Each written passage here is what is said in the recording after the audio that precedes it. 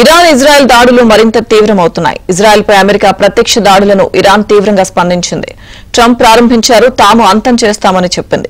అగ్రరాజ్యం భారీ మూల్యం చెల్లించుకోక తప్పదని హెచ్చరించింది. అమెరికా దాడులకు ప్రతీకారంగా టెహ్రాన్ పశ్చిమాసియాలోని అమెరికా పౌరులు, సైనిక సిబ్బందిని లక్ష్యంగా చేసుకుంటుందని ఇరాన్ అధికారిక మీడియా అగ్రరాజ్యానికి వార్నింగ్ ఇచ్చింది. అమెరికా అధ్యక్షుడు ప్రారంభించారని, తాము అంతం చేస్తామని తెలిపింది. ఇరాన్ గగనతల నిబంధనలను ఉల్లంఘించి అమెరికా అతిపెద్ద నేరం చేసిందని, ఇకపై అక్కడి వారికి పశ్చిమాసియాలో స్థానం లేదని తెలిపింది. పశ్చిమాసియాలో ఉన్న అమెరికా స్థావరాలను లక్ష్యంగా చేసుకుంటామని, వాటికి సంబంధించిన గ్రాఫిక్స్ ను మీడియా ఛానల్ ప్రసారం చేసింది.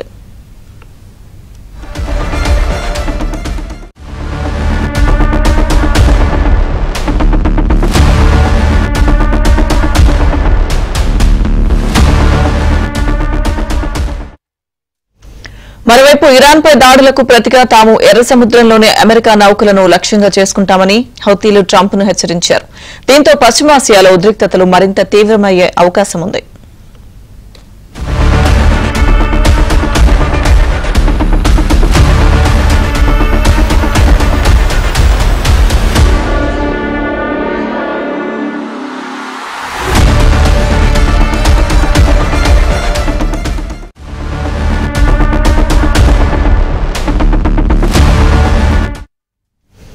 ఇజ్రాయెల్పై ఇరాన్ మరోసారి దాడులు చేసింది. జెరూసలేం, టెల్-అవీవ్, హైఫా పోర్ట్పై పదుల క్షిపణులతో విరుచుకుపడింది. దీంతో ఇజ్రాయెల్లో సైరన్లు మోగాయి. తదుపరి ప్రకటన వచ్చే వరకు అత్యవసర కార్యకలాపాలకు మాత్రమే ప్రజలు బయటకు రావాలని ఇజ్రాయెల్ ఆదేశాలు జారీ చేసింది.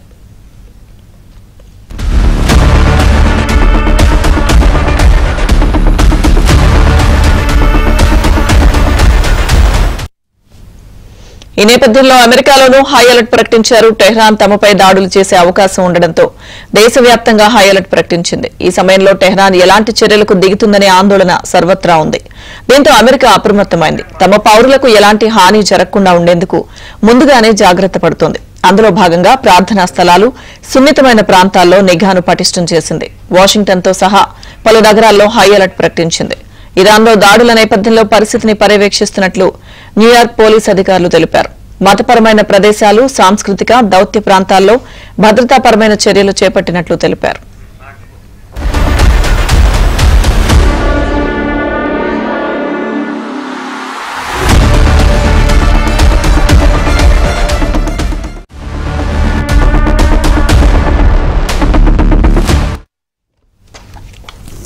ఇక మరోవైపు ఇరాన్ ఇజ్రాయెల్ యుద్దంలో సహకారంపై 2 వారాల్లో నిర్ణయం తీసుకుంటారని ప్రకటించిన 2 రోజుల్లోనే ట్రంప్ ఇరాన్పై దాడులు చేశారు.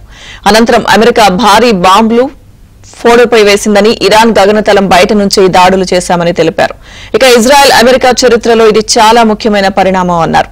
టెహ్రాన్ తమపై ప్రతిదాడులకు దిగితే మరింత తీవ్రంగా విరుచుకుపడతామని ట్రంప్ హెచ్చరించారు.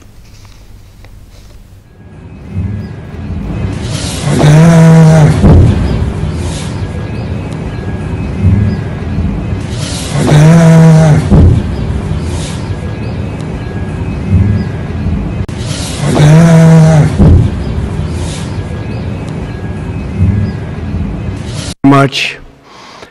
A short time ago, the U.S. military carried out massive precision strikes on the 3 key nuclear facilities in the Iranian regime: Fordo, Natanz, and Esfahan. Everybody heard those names for years as they built this horribly destructive enterprise. Our objective was the destruction of Iran's nuclear enrichment capacity and a stop to the nuclear threat posed by the world's #1 state sponsor of terror. Tonight I can report to the world that the strikes were a spectacular military success. Iran's key nuclear enrichment facilities have been completely and totally obliterated. Congratulations, President Trump. Your bold decision to target Iran's nuclear facilities with the awesome and righteous might of the United States will change history. In Operation Rising Lion, Israel has done truly amazing things. But in tonight's action against Iran's nuclear facilities, America has been truly unsurpassed. It has done what no other country on earth could do.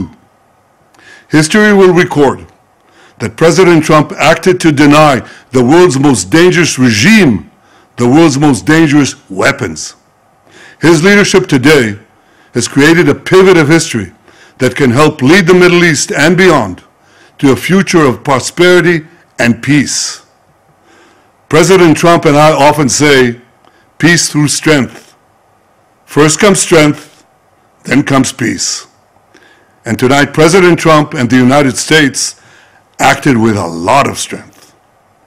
President Trump, I thank you. The people of Israel thank you. The forces of civilization thank you. God bless America. God bless Israel. And may God bless our unshakable alliance, our